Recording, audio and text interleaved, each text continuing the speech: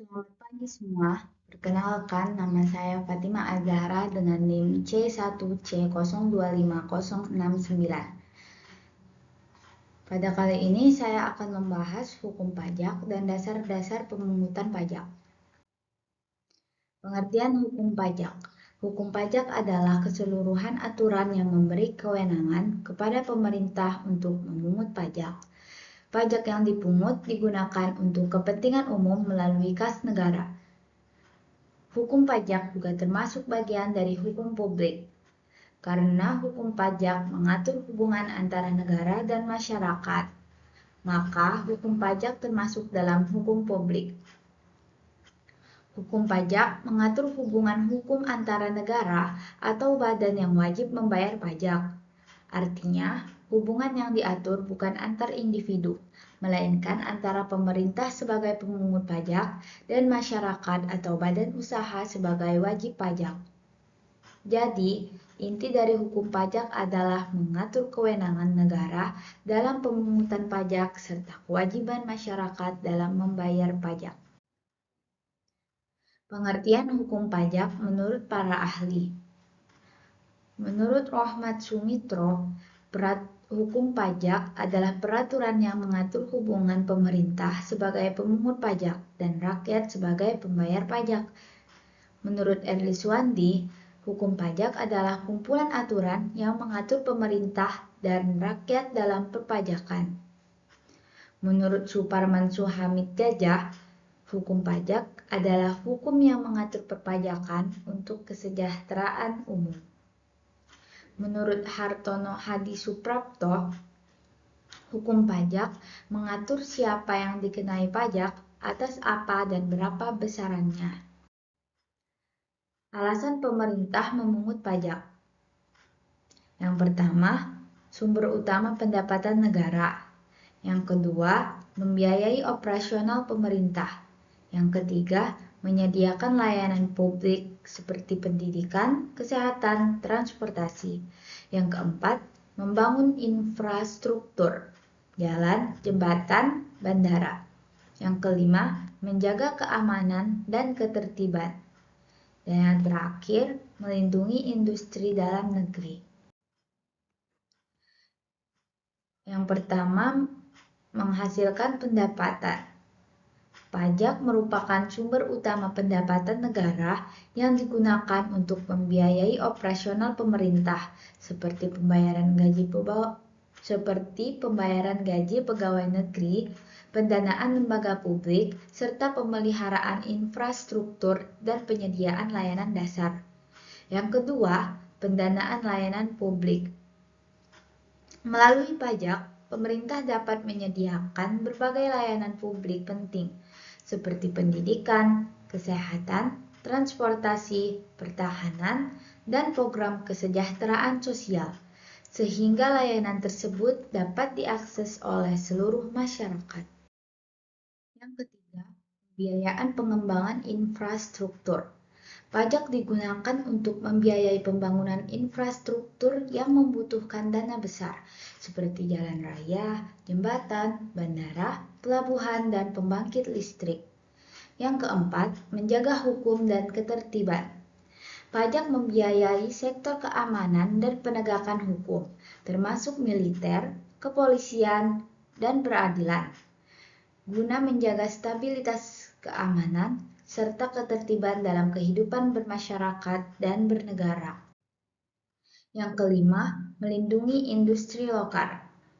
Pemerintah mengenakan pajak seperti bea masuk dan tarif untuk melindungi industri dalam negeri dari persaingan asing, sehingga produk lokal dapat bersaing secara lebih adil. Dengan memahami alasan pemerintah mengenakan pajak, warga negara diharapkan dapat lebih menghargai kontribusi yang mereka berikan, meningkatkan kepatuhan,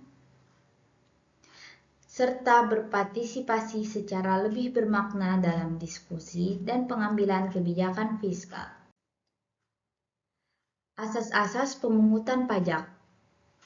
Terdapat 4 asas utama. Yang pertama ada keadilan, kepastian hukum, kemudahan pembayaran, dan efisiensi pemungutan. Yang pertama, ada keadilan. Pemungutan pajak harus dilakukan secara adil dan proporsional sesuai dengan kemampuan wajib pajak.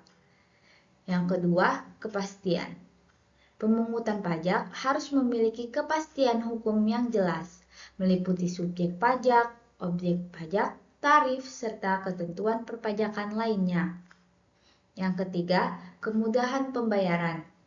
Waktu pemungutan pajak harus ditetapkan pada saat yang tepat, yaitu ketika wajib pajak memperoleh penghasilan atau keuntungan. Yang keempat, efisiensi pemungutan. Pemungutan pajak harus dilakukan secara efisien, sehingga biaya pemungutan lebih kecil dibandingkan dengan penerimaan pajak yang diperoleh. Teori-teori pembenaran pemungutan pajak. Terdapat 5 teori utama. Yang pertama ada teori asuransi, teori kepentingan, teori daya pikul, teori kewajiban mutlak, dan teori daya beli. Yang pertama ada teori asuransi. Teori ini mengibaratkan negara sebagai perusahaan asuransi, di mana pajak dipandang sebagai premi untuk memperoleh perlindungan. Namun, teori ini sudah ditinggalkan karena terdapat hubungan langsung antara besarnya pajak yang dibayar dengan perlindungan yang diterima. Yang kedua, ada teori kepentingan. Teori ini menyatakan bahwa besarnya pajak yang dibayarkan sebanding dengan tingkat kepentingan atau manfaat yang diperoleh individu dari jasa yang disediakan pemerintah. Yang ketiga, teori daya pikul. Pemungutan pajak didasarkan pada kemampuan wajib pajak dengan memperhatikan tingkat penghasilan, kekayaan, dan pengeluaran. Teori ini diterapkan dalam pajak penghasilan, di mana pajak baru dikenakan apabila penghasilan melebihi penghasilan tidak kena pajak. Meskipun penentuan kemampuan setiap individu berbeda-beda. Yang keempat, ada teori kewajiban mutlak. Teori ini menekankan hubungan antara negara dan rakyat, di mana negara berhak memungut pajak dan rakyat berkewajiban membayarnya. Kelemahan teori ini terletak pada potensi pengabaian aspek keadilan jika negara bersikap otoriter.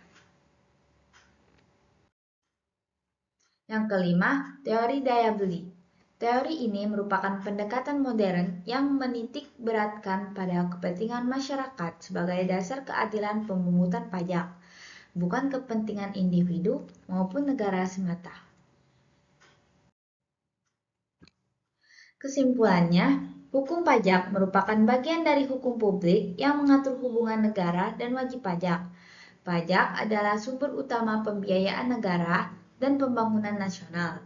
Pemungutan pajak harus berdasarkan asas keadilan, kepastian, kemudahan, dan efisiensi. Teori-teori pajak memberikan dasar keadilan dan landasan hukum pemungutan pajak. Sekian materi yang dapat saya sampaikan, kurang dan lebih saya mohon maaf. Terima kasih.